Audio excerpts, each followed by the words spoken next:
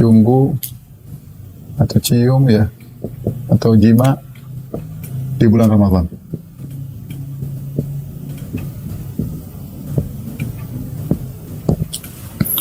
Beberapa permasalahan yang harus kita ketahui ya. Yang pertama, bahwasanya jima diperbolehkan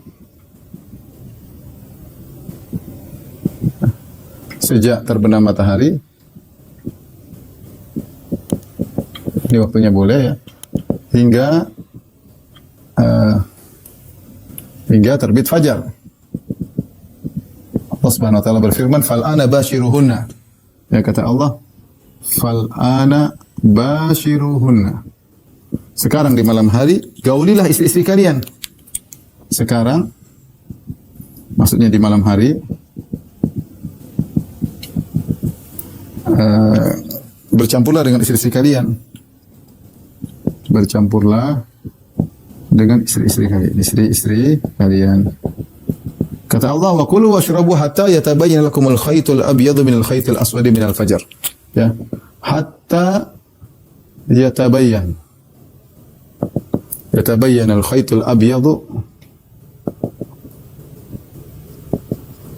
minal khaytil aswad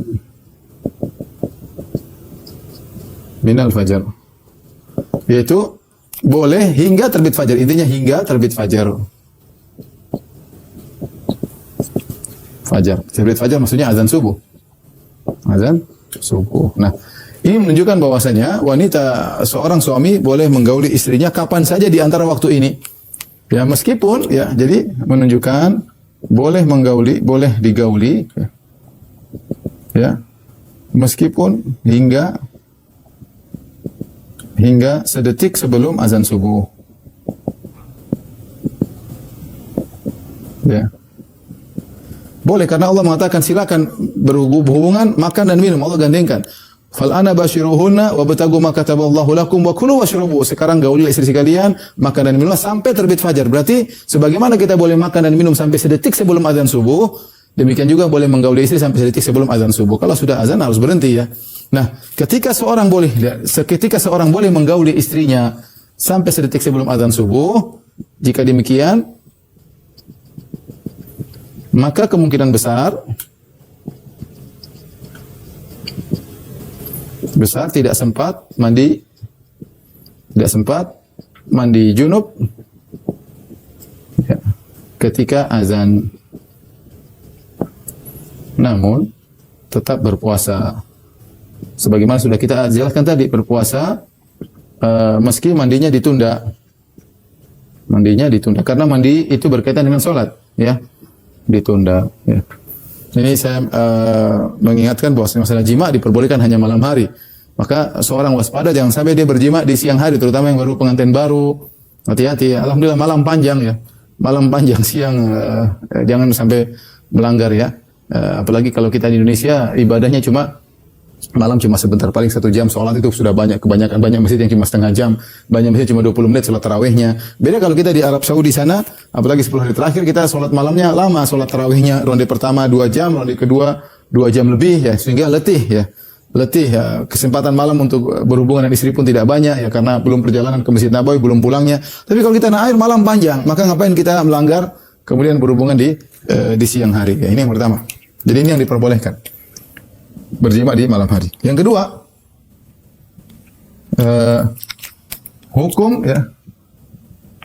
hukum cium dan cumbu atau mubasyarah, itu namanya mubasyarah,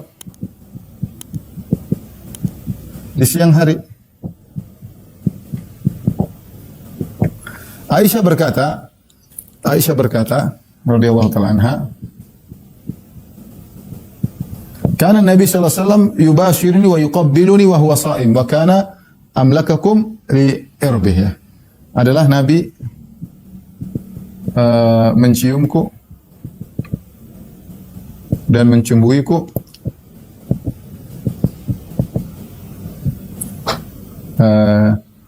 padahal dia puasa. Padahal beliau sedang berpuasa. Namun beliau sallallahu alaihi wasallam orang yang paling bisa menahan nafsunya. menahan diri, mengontrol dirinya, mengontrol syahwatnya. Maka ini dalil bahwasanya mencium dan mencumbu wanita tidak membatalkan puasa dan boleh. Ini menunjukkan hukumnya cumbu dan cium dan cumbu ya. Karena Aisyah mengatakan karena bisa yuqabbiluni wa yubashiruni. Mencium, kita tahu mencium yaitu mulut dengan mulut atau bibir dengan mulut. Lebih daripada itu, wa yubashiruni, mencumbui itu ya menyentuh sebagaimana cumbu. Lebih daripada itu, asalnya mubasyarah itu pertemuan antara kulit dengan kulit. Tetapi ini semua tidak sampai pada derajat jima ya, tidak sampai pada derajat jima ya. Maka seorang yang mampu untuk menahan, mengontrol dirinya, kesimpulannya seorang yang mampu mengontrol dirinya boleh mencubui istrinya.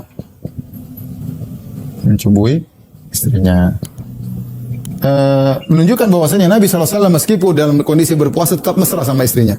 Saya ulangi, Nabi SAW meskipun dalam kondisi berpuasa tetap mesra terhadap istrinya ya, sampai beliau mencium istrinya padahal sedang berpuasa, namun dia bisa mengontrol dirinya. Bagi yang tidak bisa mengontrol maka jangan dia lakukan. Jangan menggembalakan gembalaan di sekitar daerah terlarang. Hati-hati. Ya, menggembalakan gembala di sekitar daerah terlarang bisa jadi masuk dalam daerah terlarang. Maka jika pemuda yang dia tahu bahwasanya syahwatnya tidak bisa dia kontrol atau sang wanita tidak bisa mengontrol syahwatnya, bisa jadi dia terbawa akhirnya melakukan jima di siang hari dan dia melakukan hal yang membatalkan puasanya dan bahkan harus bayar kafarah. Jadi kalau suami mau cium tidak jadi masalah. Perhatikan di sini selama bukan jima ya. Selama bukan jima. Ini hukum cium dan mencumbu di siang hari selama bukan jima. Tapi berikutnya bagaimana kalau terjadi jima? Yang menakjubkan di antara ulama Ibnu Hazm rahimahullah taala, seorang ulama Zahiriyah, dia berpendapat bahwasanya mencium, mencumbui dianjurkan, disunahkan karena Nabi melakukannya. Tapi yang ketiga, jika terjadi jima,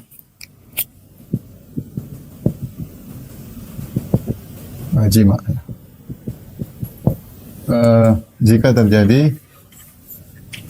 terjadi jima ya, bagi wanita jika terjadi jima dalam dua kondisi. Jika sang wanita terpaksa, putus-putus ya di Zoom ya. Kok bisa? Udah ya. Jika sang wanita dipaksa. Yang kedua, jika sang wanita ya ridho, tidak terpaksa, tidak dipaksa. Jika sang wanita dipaksa, maka puasanya batal, namun tidak bayar kafarah. Karena dia dipaksa. Suaminya marah kalau dia tidak melayani misalnya, ya mau digampar misalnya, ya ini dia puasanya batal, namun tidak bayar kafarah. Adapun jika sang wanita juga ridha, maka dia melakukan dosa, dia berdosa dan harus bayar kafarah.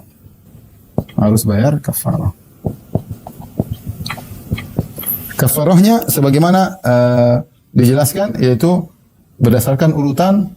Yang pertama adalah memerdekakan budak. Tapi ini sekarang sudah tidak ada. Yang kedua puasa 2 bulan berturut-turut. Tidak boleh bolong. Kalau ada bolong harus hitung lagi dari awal lagi. Kemudian yang ketiga, kalau tidak mampu baru memberi makan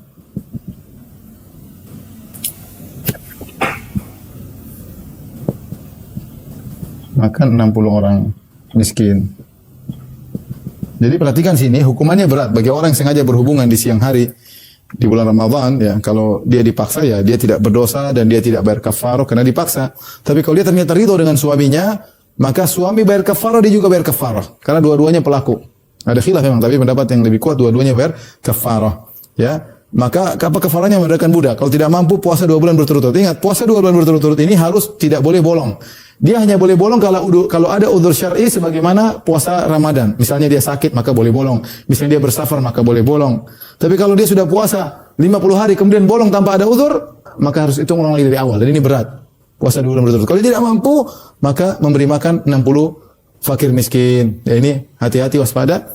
Ya, ini dirahmati Rasulullah, jangan sampai terjadi jima di siang hari. Karena kalau terjadi jima, yang pertama adalah dosa, melanggar larangan Allah Subhanahu wa taala. Yang kedua, bayar kafarah, Maka ini hendaknya dijauhi ya.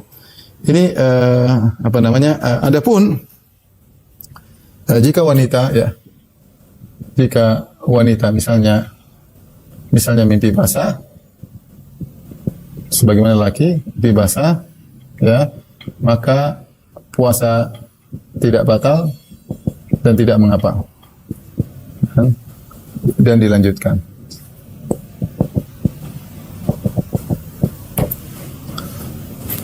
Taib ini mungkin hal yang berkaitan dengan cium jima di bulan Ramadan.